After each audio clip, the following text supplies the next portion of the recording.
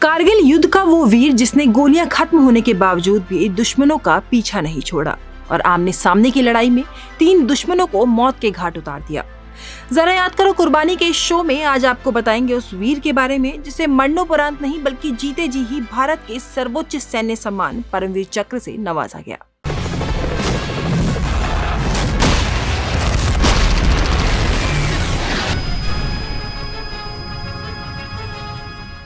8 मार्च 1976 में हिमाचल प्रदेश के बिलासपुर जिले में जन्मे संजय कुमार मात्र 20 साल की उम्र में ही सेना में भर्ती हो गए थे। 1996 में भारतीय सेना में कड़ी ट्रेनिंग के बाद उनकी तैनाती 13 जम्मू एंड कश्मीर राइफल्स में हुई। 1999 यानी कि नौकरी के 3 साल बाद ही भारत और पाकिस्तान के बीच कारगिल युद्ध छिड़ गया, जिसके बाद संजय कुमार की यूनिट को युद्ध भूमि में बुला दिया गया। 4 जुलाई 1999 को 13 जम्मू एंड कश्मीर राइफल्स को मशको घाटी में .4875 के फ्लैट टॉप पर तिरंगा फहराने की जिम्मेदारी सौंपी गई। इसके लिए उन्हें हजारों मीटर की खड़ी चढ़ाई चढ़ने के बाद दुश्मन का सामना करना था, मगर दुश्मन की ऊंचाई पर होने के कारण वे बहुत आसानी से भारतीय सैनिकों को टारगेट कर पा रहे थे। उन्होंने भारतीय सेना पर गोलियां बरसाना शुरू कर दिया, जिसमें संजय कुमार के कई साथी शहीद हो गए। इसके बाद संजय कुमार ने सीधे रास्ते को ना अपनाकर जोखिम भरा रास्ता अपनाने का प्लान बनाया। उन्होंने अपने साथियों से कहा कि हम इस खड़ी चट्टान से दुश्मन तक पहुंचेंगे, जिसे सुनकर पहले तो उनके साथी घबराए, लेकिन जब खुद संजय कुमार ने आगे बढ़कर खड़ी चट्टान में चढ़ना शुरू किया तो उससे बाकियों का हौसला भी बढ़ा और वो भी दुश्मन को धूल चटाने के लिए निकल पड़े। अब जल्द ही संजय कुमार और उनकी टीम दुश्मन के नजदीक पहुंच चुकी थी और इससे पहले कि दुश्मन कुछ समझ पाते, भारतीय सेना के वीर उन पर हमलावर हो गए और उन्होंने भारी मात्रा में पाकिस्तानियों का नुकसान कर दिया, जिसके बाद दुश्मन ने भी संजय कुमार की टीम पर बमबारी करना शुरू कर दिया।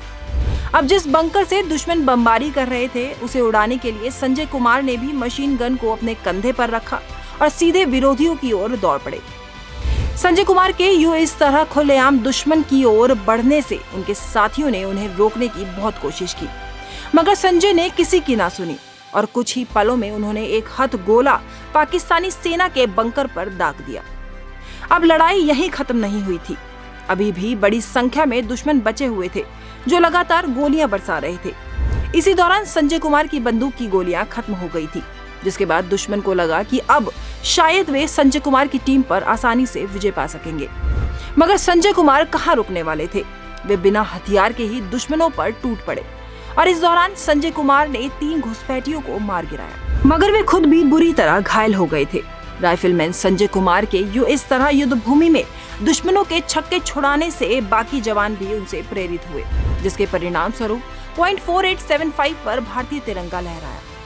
इसके बाद भारतीय सेना ने टाइगर हिल्स की सभी चोटियों पर भी अपना तिरंगा फहराया और भारत ने कारगिल का यह युद्ध अपने नाम कर दिया। इस युद्ध में संजय कुमार गंभीर रूप से घायल हो गए थे।